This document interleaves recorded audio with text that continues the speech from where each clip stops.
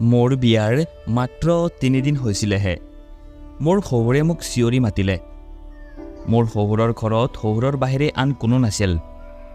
বিয়াৰ প্ৰথম নিশাই মোৰ স্বামীয়ে মোক কৈছিল যে মোৰ দেউতাৰ খংটো বহুত বেছি, কেতিয়াও তেওঁৰ কোনো কথাই মানা নকৰিবা, নহ'লে তেওঁ খঙত পাগল হৈ যায়। আৰু আজি 3 দিন ধৰি এইটোৱেই দেখি আছিলোঁ যে যেতিয়াই তেওঁ মোৰ স্বামী অমিতক মাতে তেতিয়া মোৰ স্বামীৰ এনেকুৱা অৱস্থা হয় যেন তেওঁ ভয়তে কঁপি যাব। তেওঁ তৎক্ষণাৎ কোঠাৰ পৰা ওলাই দেউতাকৰ ওচৰলৈ গুচি গৈছিল। মোৰ স্বামীৰ আচৰণ দেখি মোৰো শহুৰৰ প্ৰতি এক বিশেষ ধাৰণা সোমাই গৈছিল। খংটোতো তেওঁৰ সঁচাকৈয়ে আছিল। বিয়াৰ 3 দিন পাৰ হৈছিলেহে, 4ৰ্থ দিন আছিল। অমিতে মোক ৰাতিপুৱাই কৈছিল যে আজি আমি বাহিৰলৈ ফুৰিবলৈ যাম। মই বহুত সুখী হৈছিলোঁ তেওঁৰ কথা শুনি। কিন্তু সেই সময়তে শহুৰে অমিতক মাতিছিল। তেতিয়া তেওঁ লগে লগে কোঠাৰ পৰা ওলাই গৈছিল। বাহিৰত মোৰ শহুৰৰ চিঞৰ বাখৰৰ শব্দ শুনিবলৈ পাইছিলোঁ। কৈ আছিল যে 3 দিন বিয়াৰ হুলস্থুলতে গুচি গ'ল। তুমি অনুভৱ কৰিব পাৰিছানে যে ফেক্টৰীত তুমি নথকাৰ ফলত কিমান লোকচান হ'ব পাৰে? আৰু আজিও তুমি কাম ছুটি কৰি ঘৰতে সোমাই আছা। এতিয়াই ফেক্টৰীলৈ যোৱা আৰু সকলো কৰ্মচাৰীৰ কামৰ ওপৰত নজৰ দিয়া, যাতে তেওঁলোকে ভালকৈ কাম কৰিব পাৰে। তোমাৰ বিয়াই এই কাৰণেই পাতি নাই দিয়া যে তুমি কোঠাৰ ভিতৰতে সোমাই বহি থাকা, আৰু তোমাৰ পত্নীকো কৈ দিয়া যে পাকঘৰৰ দায়িত্ব লৈ লওঁ। ইয়াতে আৰু আন কোনো মহিলা নাই। শহুৰৰ কথা শুনি মোৰ বহুত খং উঠিছিল। মই বিয়া হৈ অহাৰ পৰাই মই নিজেই চাহ নাস্তা বনাইছিলোঁ, য'ত শহুৰে মোৰ বহুত খুঁত উলিয়াইছিল। কিন্তু অমিতে মোক বহুত মৰমেৰে ব্যৱহাৰ কৰিছিল। তেওঁ মোক প্ৰেমেৰে বুজাইছিল যে দেউতাৰ কথাত বেয়া নাপাবা। 3 দিন ধৰি মই এইটোকেই ভাবি আছিলোঁ যে শহুৰৰ আচৰণ আচলতে কিয় এনেকুৱা। কিন্তু আজি শহুৰে যি হুলস্থুল লগালে সেয়া শুনি মই ভয় খাই গৈছিলোঁ। অমিত যেতিয়া কোঠালৈ আহিল তেতিয়া তেওঁৰ মুখখন সেমেকি আছিল। তেওঁ ক'লে যে ক্ষমা কৰিবা, মই ফেক্টৰীলৈ যাব লাগিব। মই ক'লোঁ যে কোনো কথা নাই, নিজৰ কৰ্ম প্ৰথমে কৰিব লাগে, ফুৰিবলৈ আমি বেলেগ এদিন ওলাই যাম। মই কোনো আপত্তি কৰা নাছিলোঁ। অমিত ফেক্টৰীলৈ ওলাই গ'ল আৰু মই পাকঘৰত বাচন ধুবলৈ ধৰিছিলোঁ। বিয়াৰ 4ৰ্থ দিনাই মই খানাও বনালোঁ আৰু ঘৰৰ সকলো কাম কৰিলোঁ।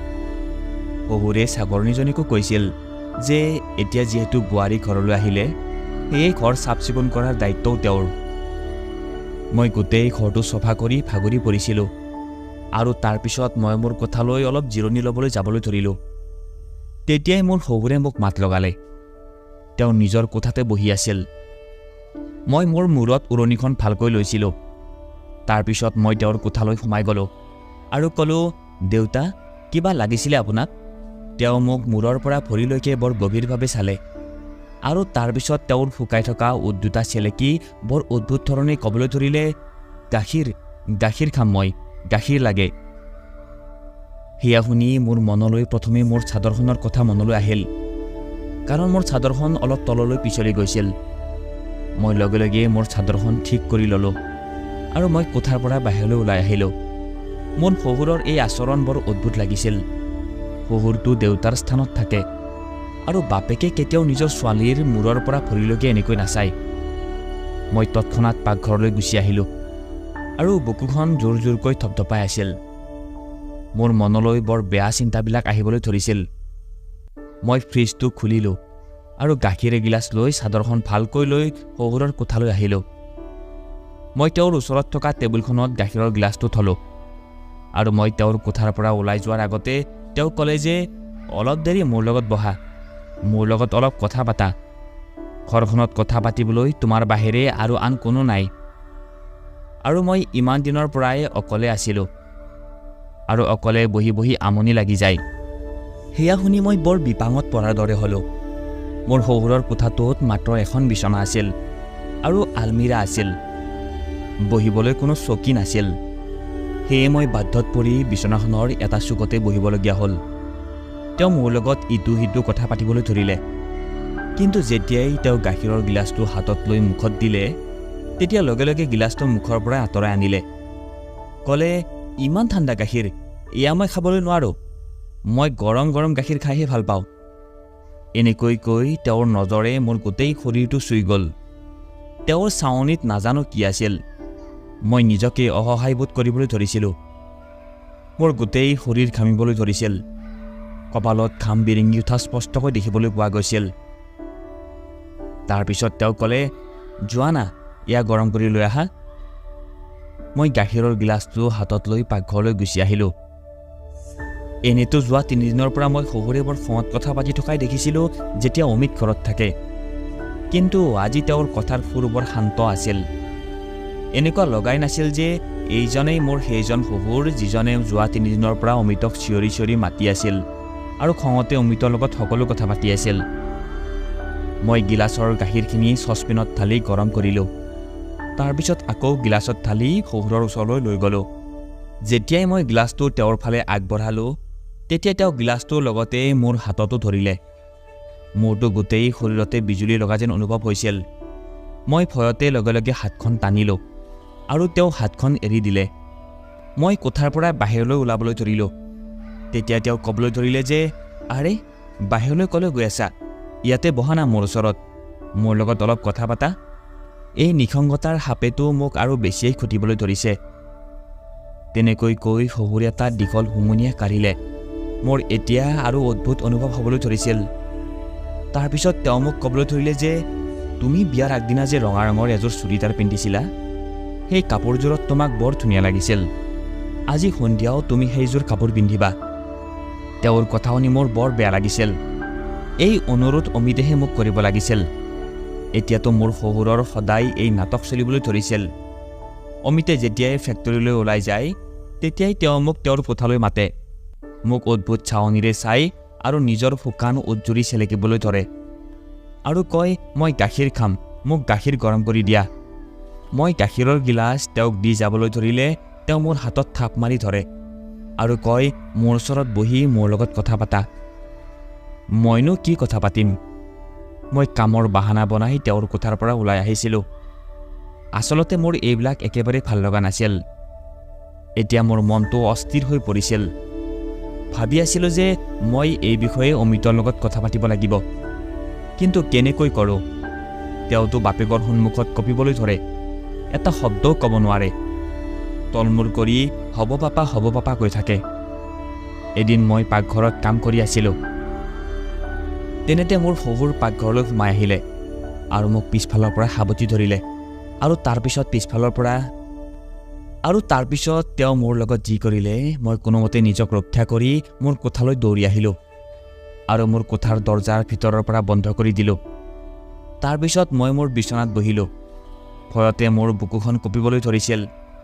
মই ভবা নাছিলোঁ যে মোৰ শহুৰে মোৰ লগত এনেকুৱা বেয়া আচৰণ কৰিব পাৰে। মোৰ চকুৰ পৰা চকু পানী বৈ আহিছিল। মই ভাবি লৈছিলোঁ যে অমিতৰ লগত কথা পাতিম। মই গোটেই দিন কোনো কাম নকৰিলোঁ আৰু নিজৰ কোঠাৰ ভিতৰত সোমাই থাকিলোঁ। বহুতবাৰ মোৰ শহুৰে মোৰ কোঠাৰ দৰজাত টুকুৰিয়াই গৈছিল আৰু কৈছিল যে তেওঁৰ ভোক লাগিছে। কিন্তু মই তেওঁক একো উত্তৰ নিদিলোঁ। মোৰ ঠাইত আন কোনোবা হোৱা হ'লেও এনেকুৱাই কৰিলেহেঁতেন। ৰাতি আকৌ মোৰ কোঠাৰ দৰজা জোৰ জোৰকৈ টুকুৰিয়ালে। সেয়া অমিত আছিল। কৈছিল যে, ৰীণা, দৰজা খোলা, এয়া কি অভদ্ৰামী কৰি আছা? কিয় তুমি ৰাতিপুৱাৰ পৰা দৰজা বন্ধ কৰি কোঠাত সোমাই আছা? অমিতৰ মাত শুনিয়েই মই দৰজা খুলিছিলোঁ। মই যেতিয়া দৰজা খুলিলোঁ, তেতিয়া দুয়ো বাপেক পুতেকে মোৰ ফালে খঙেৰে চাই আছিল। অমিতে ক'বলৈ ধৰিলে, তোমাৰ অলপো দায়িত্ব আৰু লাজ নাই হা? পাপা ৰাতিপুৱাৰ পৰা ভোকত আছে আৰু তুমি তেওঁক চাহ একাপো নাই দিয়া। তেওঁৰ ছুগাৰ প্ৰব্লেম আছে। যদি তেওঁৰ গা বেয়া হৈ যায়, তেতিয়া তাৰ বাবে দায়ী কোন হ'ব হা? মই ক'লোঁ যে মই তেওঁৰ দায়িত্ব ল'ব নোৱাৰোঁ। আপুনি তেওঁৰ বাবে কিবা বেলেগ ব্যৱস্থা কৰাটোৱেই ভাল হ'ব।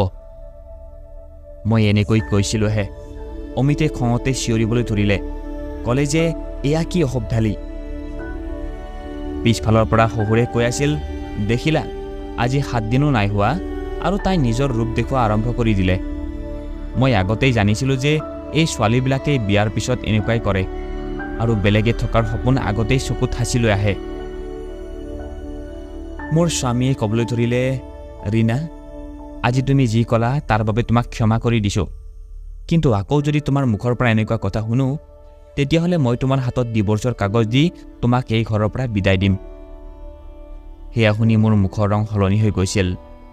কাৰণ মোৰ দেউতাৰ 6জনী ছোৱালী আছিল আৰু সকলোতকৈ ডাঙৰ ময়ে আছিলোঁ। এতিয়াও ঘৰত বিয়া দিবলৈ 5জনী ভনী আছিল।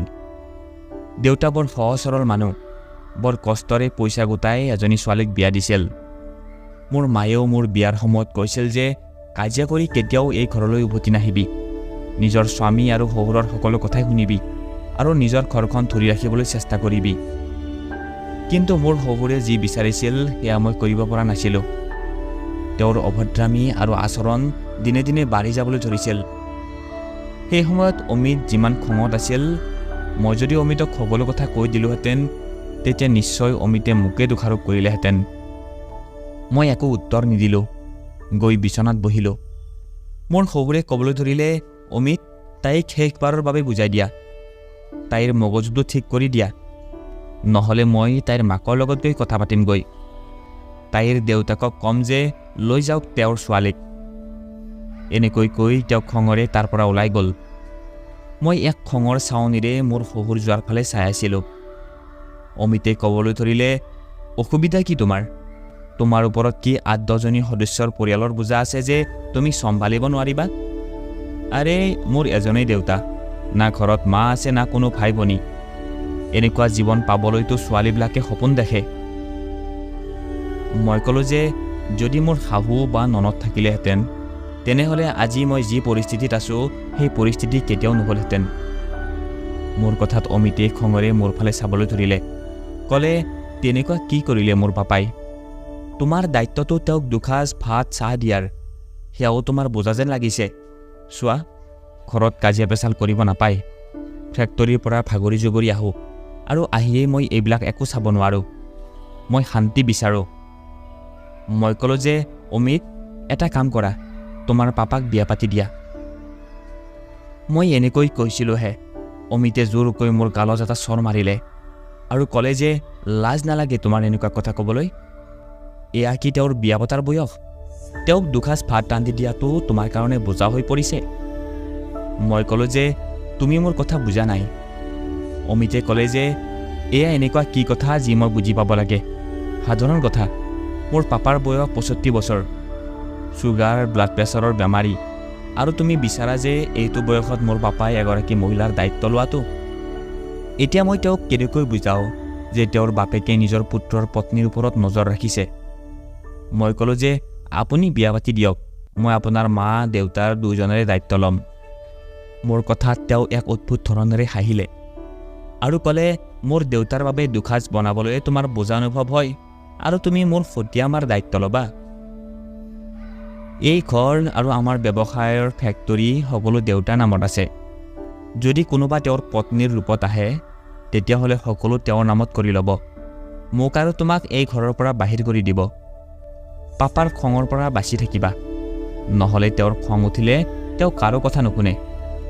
ময়ো মনে মনে দেউতাৰ কথা শুনো। আকৌ দেউতাৰ বিয়াৰ কথা নুলিয়াবা। এনেকৈ কৈ তেওঁ কোঠাৰ পৰা বাহিৰলৈ ওলাই গুচি গ'ল। এতিয়া মই চিন্তাত পৰিছিলোঁ যে মই কৰোঁ কি? মই শহুৰৰ এনেকুৱা আচৰণ সহ্য কৰিব পৰা নাছিলোঁ আৰু মাৰ ঘৰলৈ গুচি যোৱাৰ অৰ্থ এইটো হ'ব যে মই মোৰ ঘৰখন ধ্বংস কৰি দিয়াৰ দৰে হ'ব। আমি ছোৱালীবিলাকো ইমান বাধ্য হ'ব লগা হয় যে নিজৰ ঘৰখন ধৰি ৰাখিবলৈ কিমান কি যে সহ্য কৰিবলগীয়া হয়। যদি মই ডিভোৰ্চ লওঁ তেতিয়া মোৰ আকৌ বিয়া হোৱাৰ প্ৰশ্নই নুঠে, আৰু মই যদি ডিভোৰ্চ লৈ ঘৰত বহি যাওঁ তেতিয়া মোৰ সৰু ভনী কেইজনীৰ কাৰণেও কোনো সম্পৰ্ক নাহিব। মই চটফটাই চকু পানী মচি আছিলোঁ। তেনেতে হঠাতে অমিতে মাছ লগালে, ৰীণা, বাহিৰলৈ আহা, সোনকালে ভাত ৰান্ধি পাপাক দিয়া, বাহিৰৰ খানা হজম নহয়। মই পাকঘৰলৈ গৈ ভাত ৰান্ধিলোঁ আৰু কোঠাৰ ভিতৰলৈ আহি গ'লোঁ। মই সেইদিনা একোৱেই নাখালোঁ, কিন্তু অমিতে মোক এবাৰো নক'লে যে তুমিও গোটেই দিন একো নোখোৱাকৈ আছা, আহা কিবা এটা খাই লোৱা। পুৰুষে কেতিয়াও স্ত্ৰীৰ কথা চিন্তা নকৰে, মাত্ৰ তেওঁলোকে নিজৰ কামক লৈ মতলব ৰাখে। তাৰপিছত আৰু মই মোৰ মুখ বন্ধ কৰি ৰাখিছিলোঁ। অমিতে যেতিয়া ফেক্টৰীলৈ ওলাই গ'ল তেতিয়া মোক শহুৰে মাত লগালে। মই বাধ্যত পৰি অসহায় হৈ তেওঁৰ কোঠালৈ গ'লোঁ। মোক দেখি তেওঁ এক অদ্ভুত ধৰণে হাঁহিলে। ক'লে, তুমি কি ভাবিছিলা? তোমাৰ যাদুৱে কি মোৰ ল'ৰাৰ ওপৰত কাম দিব আৰু তোমাৰ কাৰণে সি মোক এৰি দিব, বেলেগকৈ এখন ঘৰ বনাই ল'ব? নিজৰ চিন্তাধাৰা সলনি কৰা, সেয়াই ঠিক হ'ব। মই তাৰ ওপৰত ভালকৈ নজৰ ৰাখিছোঁ। সি বিচাৰিলেও ক'তো যাব নোৱাৰে আৰু না তুমি যাবলৈ পাৰিবা। সেইকাৰণে মই কোনো ধনী ঘৰৰ ছোৱালীৰ লগত ল'ৰাৰ বিয়া নাই পতা, যাতে তেওঁ মোৰ ল'ৰাক কৰবলৈ লৈ গুচি যাব পাৰে। সেইকাৰণে মই তোমাক বিয়া পাতি লৈ আহিলোঁ। মই জানিছিলোঁ যে তোমাৰ দেউতাৰ এনেকুৱা অৱস্থা নাই যে তেওঁৰ ছোৱালীক এবাৰ বিয়া দি উলিয়াই দিয়াৰ পিছত আকৌ তোমাক ঘৰত লৈ গৈ ৰাখিব পাৰিব বা বেলেগকৈ কোনো ঘৰ দিব পাৰিব। আৰু এতিয়া যদি তুমি বিচৰা তোমাৰ জীৱনটো সহজ কৰিবলৈ, তেতিয়াহ'লে তুমি সেয়াই কৰিব লাগিব যি মই ক'ম। মই একেবাৰে অসহায় হৈ পৰিছিলোঁ। তাৰপিছত তেওঁ ক'লে যে যোৱাগৈ মোৰ কাৰণে গৰম গাখীৰ লৈ আহা। এই শব্দকেইটাই মোৰ ভিতৰত জুই জ্বলাই দিয়া যেন হৈছিল। মোৰ মন গৈছিল যে মই নিজকে শেষ কৰি পেলাওঁ। এনেকুৱা লেতেৰা আৰু সন্মান নোহোৱা জীৱন মোৰ সহ্য হোৱা নাছিল। মই এতিয়া এইটোৱে কৰিছিলোঁ যে চাহ ভাত শহুৰৰ কোঠাত দি থৈ মই লগে লগে বাহিৰলৈ ওলাই আহিছিলোঁ। না তেওঁৰ ওচৰত বহিছিলোঁ, না তেওঁৰ লগত কথা পাতিছিলোঁ। বেছিভাগ সময় মই মোৰ কোঠাতে সোমাই থাকিছিলোঁ। এদিনটো শহুৰে সীমা চেৰাই গৈছিল।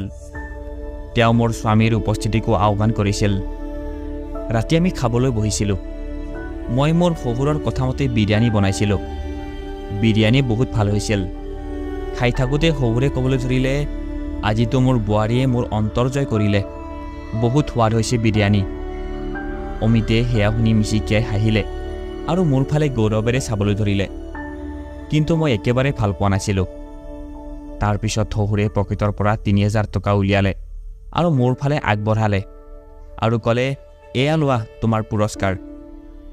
কিন্তু মই ল'বলৈ মানা কৰি দিলোঁ। মই ক'লোঁ যে মই মাত্ৰ মোৰ কৰ্তব্য পালন কৰি আছোঁ, মোক এয়া নালাগে। মই মানা কৰাৰ লগে লগে অমিতে মোৰ ফালে খঙেৰে চাবলৈ ধৰিলে। ক'বলৈ ধৰিলে, পাপাই আনন্দ মনেৰে দিছে, মানা কৰিব নাপায়, লোৱা। মই অনিচ্ছা সত্ত্বেও ৩,০০০ টকা লৈছিলোঁ। মই যেতিয়াই বাচন উঠাবলৈ থিয় হ'লোঁ, তেতিয়া মোৰ শহুৰো থিয় হৈ গ'ল আৰু মোৰ ওচৰলৈ আহি মোৰ কান্ধত ধৰিলে আৰু মোৰ মূৰত চুমা খালে। মই তেওঁৰ কাণ্ড দেখি শিলৰ মূৰ্তিৰ দৰে থিয় হৈ আছিলোঁ। ক'বলৈ ধৰিলে, তোমাৰ আচৰণ সলনি হোৱা দেখি মই বহুত সুখী হৈছোঁ।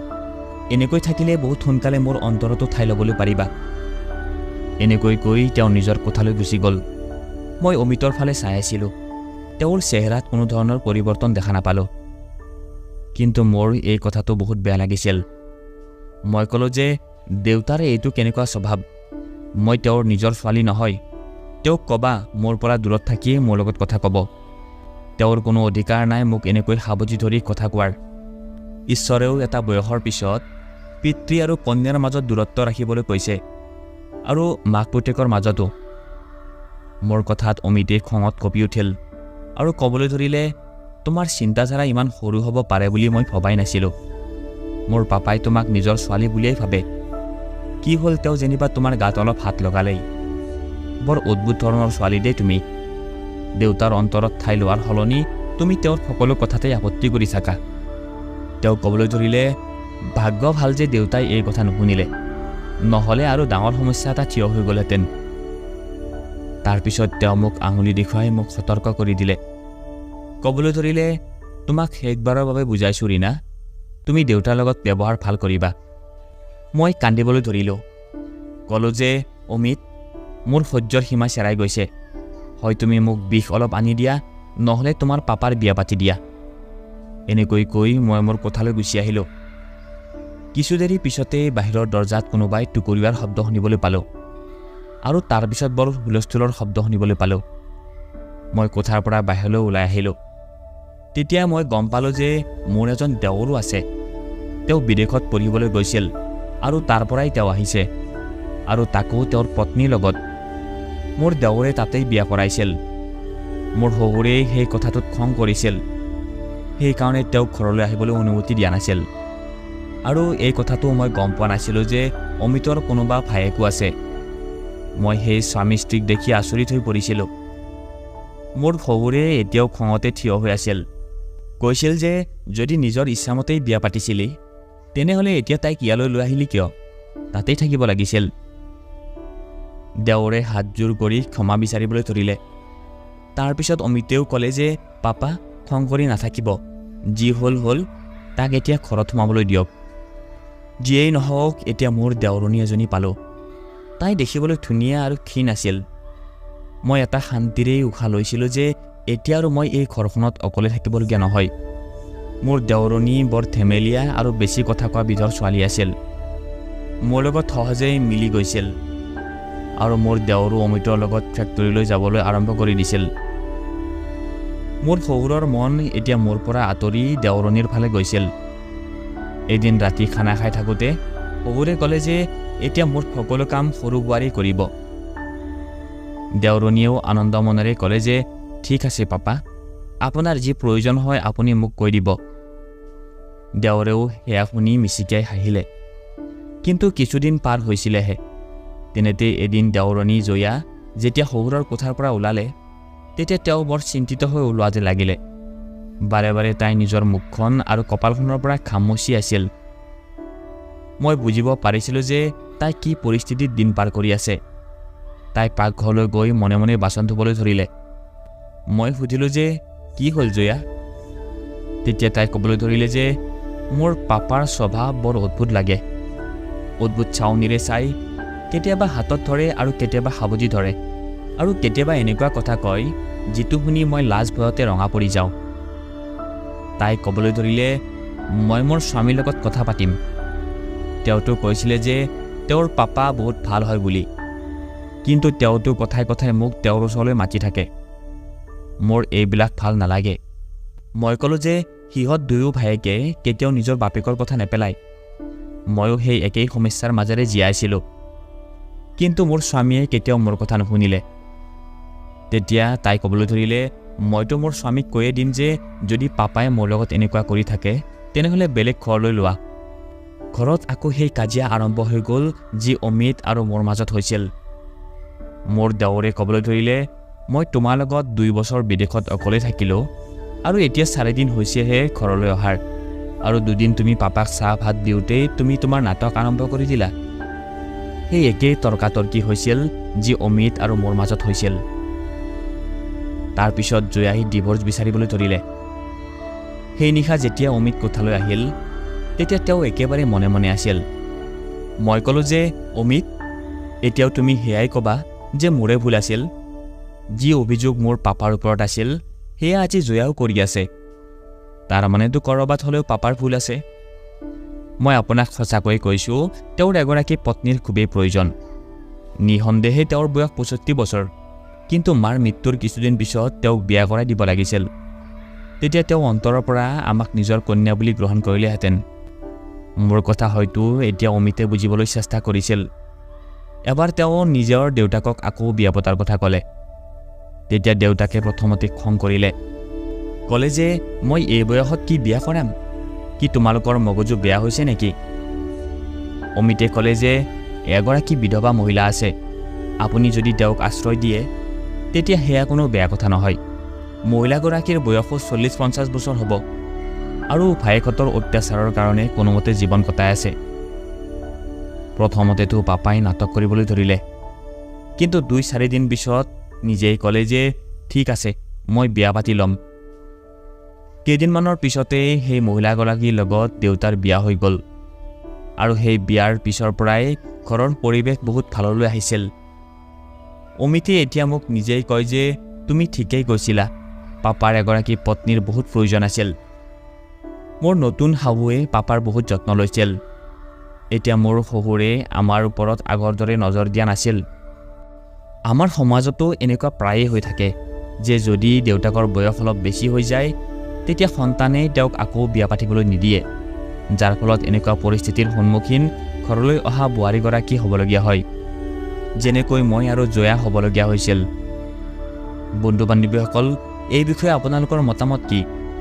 যদি কোনো বয়সস্থ পুৰুষৰ পত্নীৰ মৃত্যু হয় বা কোনো বয়সীয়াল মহিলাৰ স্বামীৰ মৃত্যু হয়, তেতিয়া কি তেওঁলোকৰ সন্তানে তেওঁলোকক আকৌ বিয়া পাতি দিয়াটো উচিত নে? আপোনালোকৰ মতামত কমেণ্ট কৰি জনাব। কাহিনীটো ভাল লাগিলে লাইক কৰি সকলোকে শ্বেয়াৰ কৰিব আৰু চেনেলটো ছাবস্ক্ৰাইব কৰি দিব। ধন্যবাদ।